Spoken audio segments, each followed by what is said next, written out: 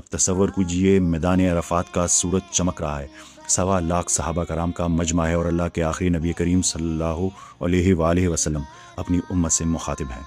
اے لوگو، میری بات غور سے سنو، کیونکہ میں نہیں جانتا کہ اس سال کے بعد میں تم سے اس مقام پر دوبارہ مل سکوں گا یا نہیں۔ اے لوگو، بے شک تمہارے خون یعنی جان، تمہارے مال اور تمہاری عزتیں ایک دوسرے پر اسی طرح حرام اور محترم ہے جس طرح تمہارا یہ آج کا دن، یہ مہینہ اور یہ شہر یعنی مکہ محترم ہے۔ سن لو، جاہلیت کے تمام دستور اور خون کے دعوے آج میرے قدموں کے نیچے ہیں، یعنی میں انہیں باطل کرتا ہوں۔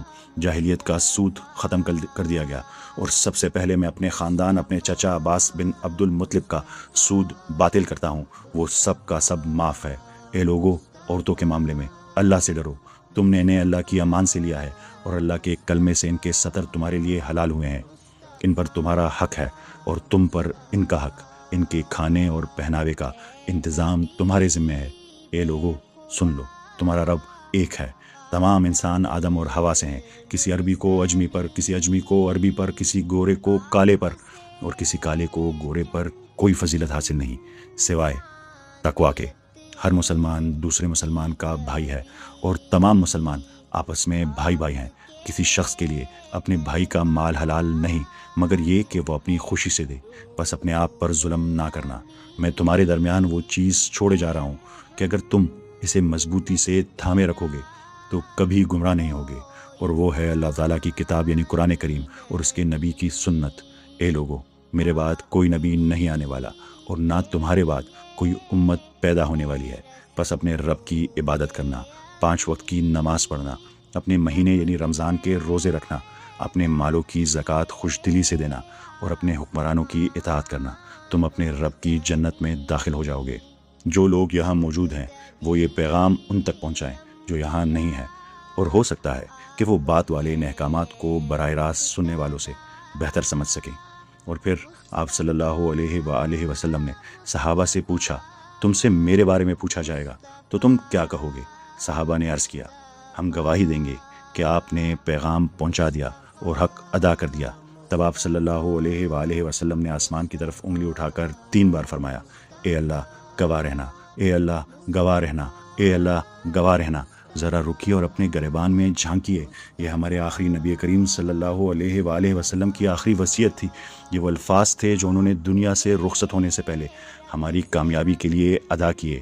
آج خود سے سوال کیجئے، کیا آج ہم نے واقعی ایک دوسرے کی جان، مال اور عزت کو محترم سمجھا ہوا ہے، یا ہم چھوٹی چھوٹی باتوں پر ایک دوسرے کی جان لے رہے ہیں اور عزتیں اچھال رہے ہیں؟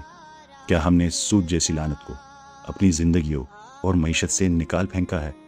کیا ہم نے گھر کی عورتوں، اپنی ماؤں، بہنوں، بیٹیوں اور بیویوں کو وہ عزت، محبت اور حقوق دیے ہیں جس کی تاکید ہمارے نبی اکرم صلی اللہ علیہ وآلہ وسلم نے اپنے آخری خطبے میں کی تھی؟ کیا ہم نے رنگ، نسل، زبان اور ذات پات کے غرور کو توڑ کر سچے دل سے ایک دوسرے کو برابر تسلیم کیا ہے؟ اگر ہر مسلمان دوسرے مسلمان کا بھائی ہے تو آج دنیا کے مختلف حصوں میں بستے اور کٹتے ہوئے اپنے مسلمان بہن بھائیوں کے لیے ہم نے کیا کیا ہے؟ کیا ہم نے ان کے درد محسوس کیا ہے؟ کیا ہم نے ان کی مدد کی ہے، یا ہم انہیں فراموش کر کے اپنی دنیاوی زندگیوں میں مگن ہو چکے ہیں؟